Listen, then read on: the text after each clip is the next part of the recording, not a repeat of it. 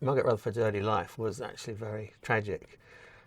Before she was born, her father attacked her grandfather, who was a minister of the church, with a chamber pot, which sounds kind of comical, but actually the poor man died. He was found in a pool of blood. And Margaret's father ended up in Broadmoor. When he came out, the family went to India, where her mother committed suicide.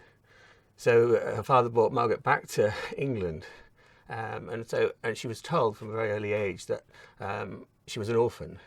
Her father ended up back in Broadmoor, and Margaret went to live with her aunt, Bessie Nicholson, in Wimbledon. And she had a very lonely childhood. So it was an incredibly tragic way to start life. And because her father suffered from mental illness and her mother committed suicide, Margaret Rutherford always felt that she was destined for some kind of tragic end as well, and lived really under the spectre of having mental illness all her life. In fact, she did suffer from bipolar disorder, and throughout her life had electric convulsive treatment, had lots of depressions in and out of institutions. So that early start really dogged her life. Well, Margaret, as she was known as Peggy when she was a child, was told by the family that her father died, I think, to protect her from this sort of terrible story. And so until the age of 12, that's what she believed. And then one day, a tramp appeared at the door of her aunt's house and said that he had known her father in Broadmoor. And this threw Margaret into, you can imagine, a terrible state of anxiety. And in fact, from her school records at the time, you can tell she missed a lot of school at that time. So I think that was true, that they kind of had kept it quiet. But she did discover that her father was alive. There's no evidence that they ever saw each other. And I think the family did it really to try and protect her. They thought it was better this way. But Margaret kept that pretense all the way through her life. Even in her autobiography, she wrote that she was orphaned and her father died in tragic circumstances. But this was actually what happened, and she kept up the pretense for a long time. She actually started in rep, local rep, and she had 1 year at the Old Vic in the 1920s. She wanted to be an actress in the great tradition of Ellen Terry. But I suppose she worked, as I say, she worked in rep, but she wanted to be a straight actor, dramatic actress. But I suppose it was her the way she looked, the fact that she was funny. I mean, she had funny bones. The rest of her was pretty funny too.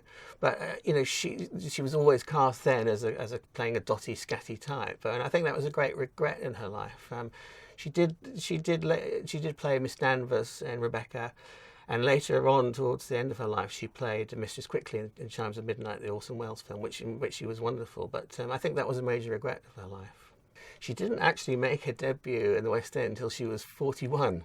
But I suppose she was in the importance of being earnest as Miss Prism. And then I suppose the biggest break really was playing Madame Arcati in Blithe Spirit, which was a part that was written for her by Noel Coward, and she was in the play and then in the film, and I think that's probably how she first really came into the public interest.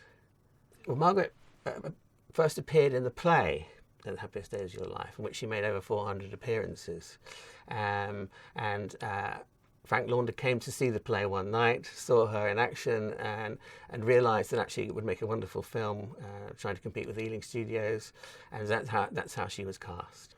Well, Margaret Rutherford as Miss Whitchurch was indomitable. She was strong. She described Miss Whitchurch as having the heart of gold, but there was no marshmallow. She was a strong woman. You can imagine her being a suffragette, really, in earlier time. She took no nonsense from Wetherby Pond, and she wanted the best for her girls. And she also, apart from just wanting the best for her girls, she made sure that she took Mr. Pond's living quarters. So she was certainly strong and wouldn't take any nonsense. In terms of the bureaucracy, right from early on, there's a quote, Alistair Sim complaining about the local train service, says, "Oh, this has never been the same since the railway system was nationalised."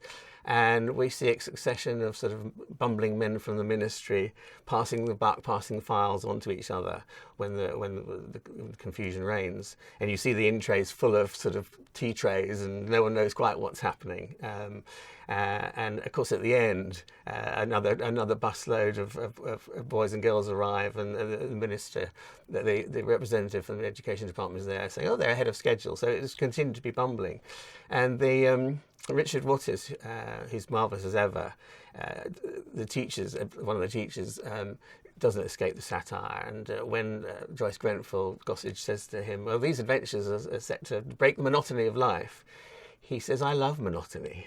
So it's a set in 1949. There was still rationing. Things weren't quite right. Well, poor old Margaret wasn't exactly Audrey Hepburn. And the critics were absolutely vicious, really. They described her as a gargoyle, as a ragbag of a terrible face. I mean, she obviously wasn't going to play romantic leads. So inevitably, she was cast as a sort of indomitable, strong woman. And she said there was never any challenge if she didn't play someone who was strong.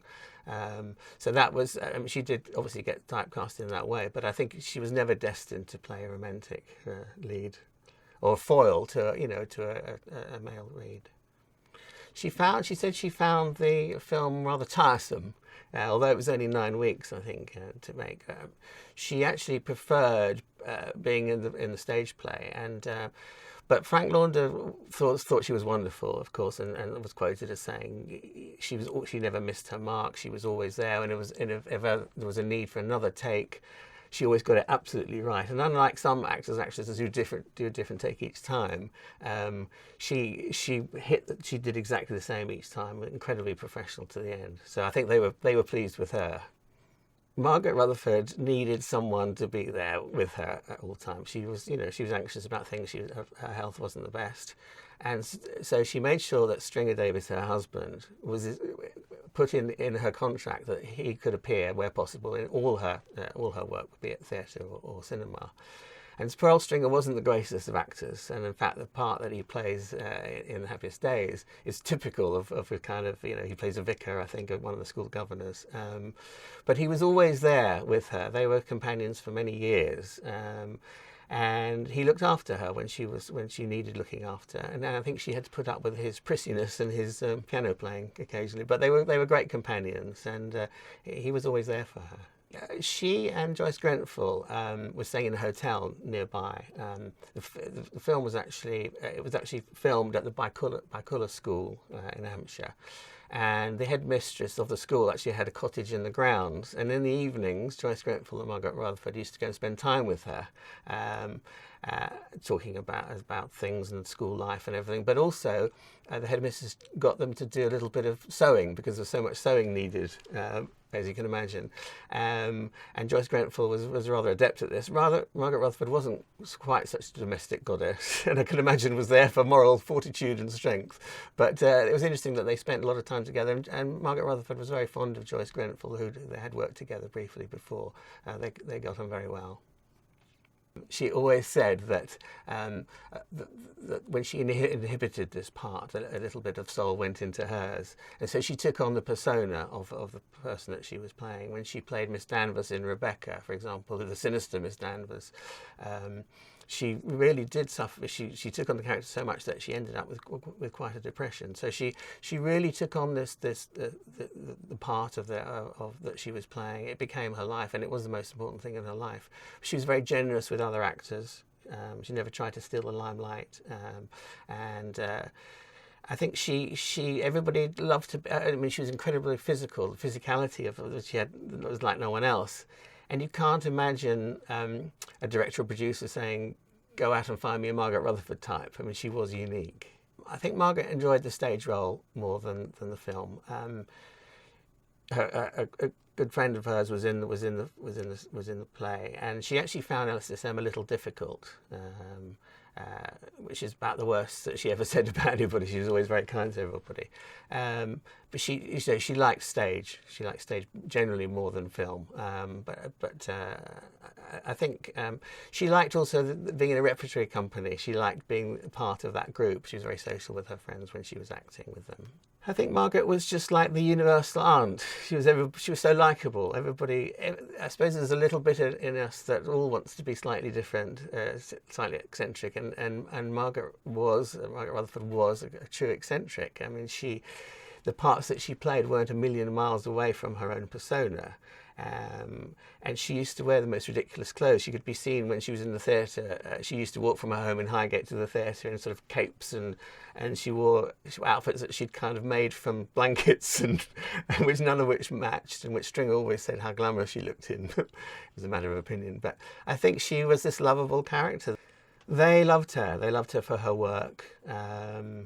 She never took the limelight away from other actors. She was very generous with them. And she was also incredibly sociable. Was always throwing parties for her fellow actors and actresses. Very generous with them. And she was. I mean, there's a lovely story how she won an Oscar, an Academy Award for the VIPs, which she filmed in the early 60s. And Elizabeth Taylor then was sort of demanding a huge dressing room which had to be knocked into three, and a queen-size bed, and it had to be painted, and she had mauve, and she had to have flowers delivered daily. Well, all Margaret Rutherford asked for was a baby Belling stove so that she could cook her eggs and bacon, which she and Stringer enjoyed every evening. That was the most that she demanded from anybody. But she was well respected by everybody, very professional and much loved.